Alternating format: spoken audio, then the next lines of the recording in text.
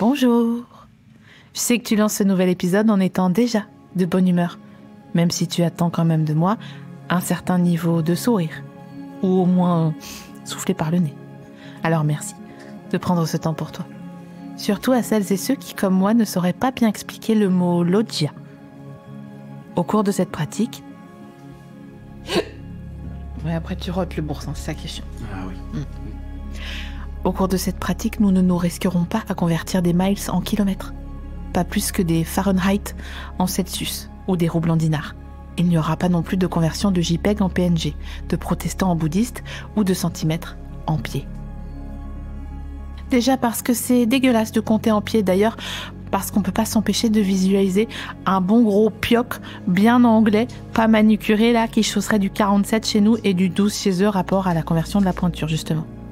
Ouais, c'est bien, tu suis, t'es concentré. Alors bienvenue dans le premier podcast de méditation en hypermarché pour les Français qui disent parfois aïe quand ils cognent un objet contre un meuble, juste parce qu'ils sont très empathiques et sensibles et que, au cas où, on sait jamais, on est peut-être dans un Pixar et ce tabouret a peut-être une âme qui souffre quand on a le cul posé dessus. Enfin, là je dis un tabouret pour l'exemple, mais si tu regardes bien, les gens un peu matérialistes, ils disent surtout aïe quand ils cognent un truc un peu cher, genre leur MacBook contre un coin de mur. Sauf s'ils sont poissons, parce qu'ils s'en foutent. Et c'est pas parce qu'ils pensent que leur Mac a une âme, mais plutôt parce que comme ils l'ont payé avec toute la peau de l'entièreté de leur cul, ça ferait vraiment physiquement mal de le cogner. Enfin, c'est ma petite analyse, hein. Moi j'ai pas du tout Freud non plus, hein.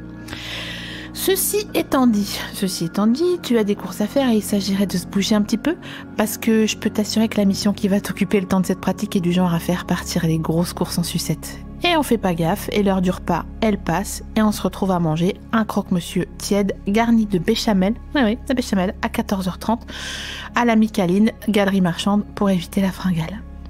Car oui, tout en haut de la liste des courses, il y a une inscription au crayon à paplard, en diagonale, que je m'apprête à déchiffrer pour toi.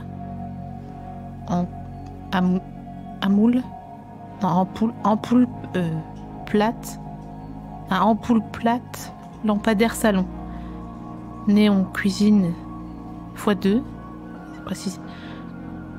Spot LED applique couloir. Ok. Bon, ça va être chiant. Ça va être chiant comme quand tu vois, enfin, ou alors tu te souviens, quand t'es arrivé à un date et minute 1, t'as su au tréfonds de ton petit cœur que dans aucune vie il se passerait quelque chose. Voilà. Bah, aller aux courses pour des ampoules, même chanson. Je dis ça pour toi, hein, mais normalement il y a un protocole, pardon, à les ampoules. On dévisse l'ampoule qui marche plus. On la met dans un petit baluchon pour pas qu'elle roule et qu'elle tombe de la banquette arrière de la CX et qu'on l'oublie sous le siège. Et un jour on l'écrase et il y a du verre partout sur le tapis de sol et c'est une galère pas possible. Parce que les aspirateurs d'éléphant bleu sont pas assez puissants, tandis qu'on voit que dalle dans la cuisine depuis 3 semaines, et c'est vrai que c'était sûrement parce qu'on avait oublié l'ampoule dans la CX. Enfin bref, le protocole, c'est de dévisser l'ampoule, d'éventuellement la laisser 6 mois dans le vide-poche de l'entrée, mais à un moment donné, d'aller avec la dite ampoule au rayon ampoule de ton hypermarché pour trouver une ampoule équivalente à la remplacer. Il y a donc, on est d'accord, un protocole clair, et respire. Parce que ce protocole n'a visiblement pas été respecté. Donc, bah c'est chiant.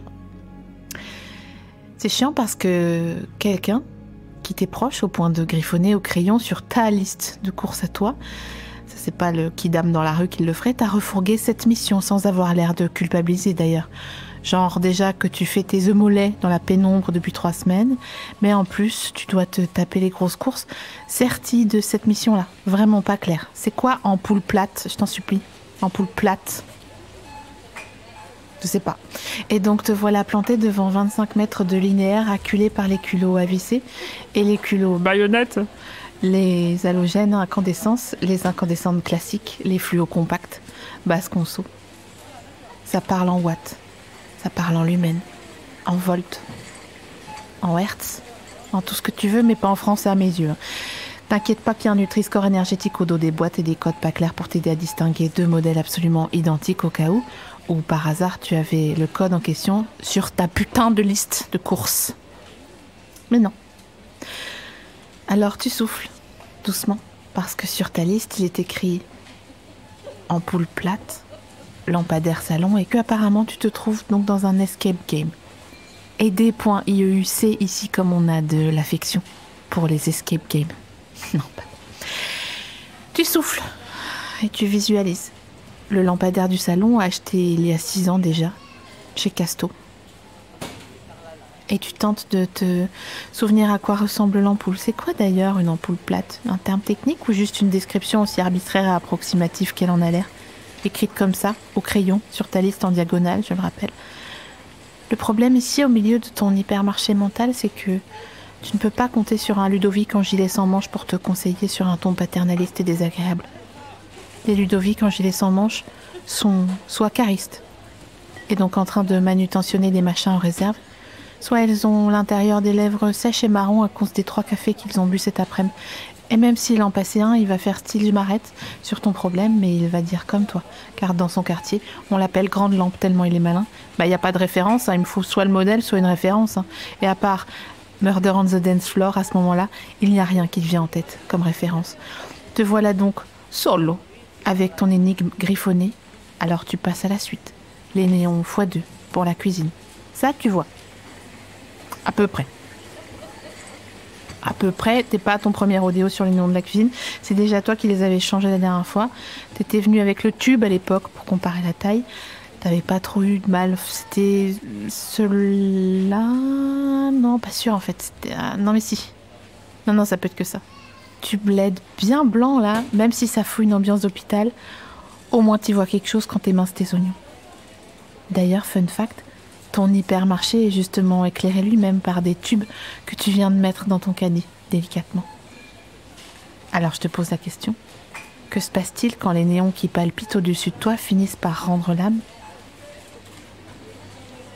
Est-ce que le responsable technique du magasin peut se servir discretos sans rayon, ou est-ce qu'il envoie un apprenti faire des courses avec une liste sur laquelle il aurait noté dans le coin néon, rayon, néon, x2. Ouah, c'est dur à dire. Néon, rayon, néon.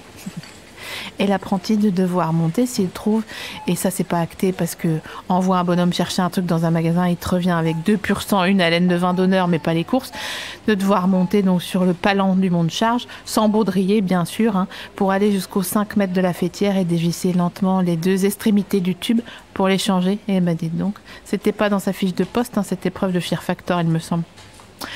Quant à nous, t'as toujours pas la moindre idée de à quoi peut ressembler le cul d'une ampoule plate de lampadaire.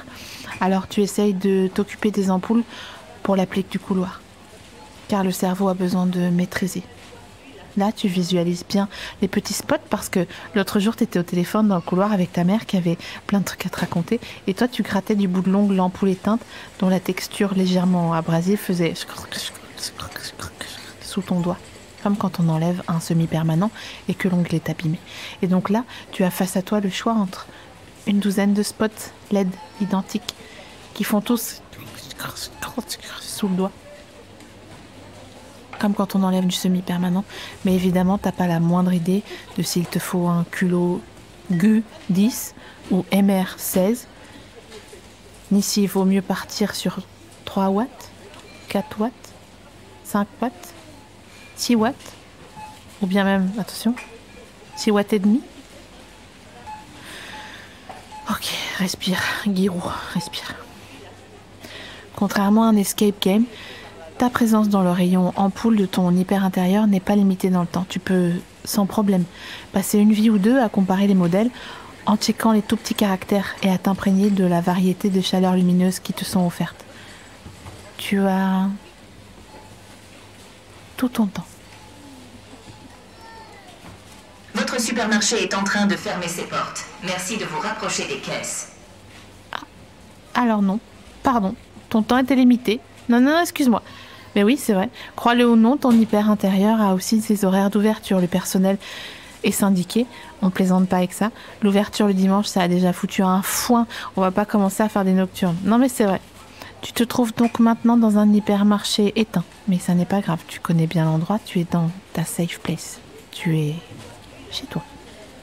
Par ailleurs, je te propose de voir cette situation imprévue comme une opportunité puisque il fait noir dans ton hyper et que tu te trouves au rayon des ampoules. Tu as maintenant le pouvoir, d'un seul geste, d'allumer des ampoules de ton choix et de composer ainsi à ta guise l'ambiance lumineuse du lieu. Et tel un chef opérateur qui ne tripoterait pas les actrices sur un tournage de film français, tu peux proposer un éclairage en 3 points. qui saura te mettre en valeur dans ton environnement. Tu commences par une lumière clé avec des spots pointant vers toi. C'est la lumière principale. Elle doit t'éclairer, mais pas trop parce que nous ne sommes pas dans une comédie de Philippe Lachaud et il est encore possible de laisser la place au mystère. Ensuite, à ta gauche, tu vas placer une fill light plus douce pour remplir et créer des ombres. Pour cela, tu vas choisir de grosses ampoules jaunes à l'ancienne et les placer au sol pour qu'elles dégagent une belle lumière diffuse. Tu peux aussi ajouter des LED de couleur rouge ou bleu. Non, je rigole, on n'est pas en train de faire un décor de streaming. Et pourquoi pas des Funko Pops tant qu'on y est. Voilà, et pour finir, on va travailler le fond avec une backlight pour faire le contre-jour. Là, l'idée, c'est d'éclairer derrière toi et que ta silhouette se détache. J'ai passé énormément de temps sur l'onglet cuisine du site de Leroy Merlin et de comment aménager impeccablement sa cuisine pour faire ce paragraphe. Alors j'espère que tu l'as apprécié. Ça commence à avoir de la gueule notre histoire là. Et là tu te tiens avec ton caddie, ta liste de courses au milieu du rayon ampoule du plus bel hypermarché du monde. En fonction de ton choix imaginaire, t'es filmé comme un Wong Kar-wai ou un Clint Eastwood ou un Jean-Pierre Jeunet si t'as abusé sur les grosses ampoules jaunes à filaments. Alors tu regardes la caméra et tu souris. T'as Amélie Poulain. Tandis que la caméra se barre en travelling arrière et vas-y que ça dézoome doucement sur le générique de fin de cette pratique. Et vas-y qu'on se dit à la semaine prochaine pour un nouvel épisode. Et là, le numéro de visa d'exploitation apparaît, mais tu ne le liras pas car tu es déjà dans le corridor du reste de ta semaine. Merci d'avoir écouté cet épisode. Est-ce que toi aussi tu secoues l'ampoule pour voir si elle est encore bonne ou pas ?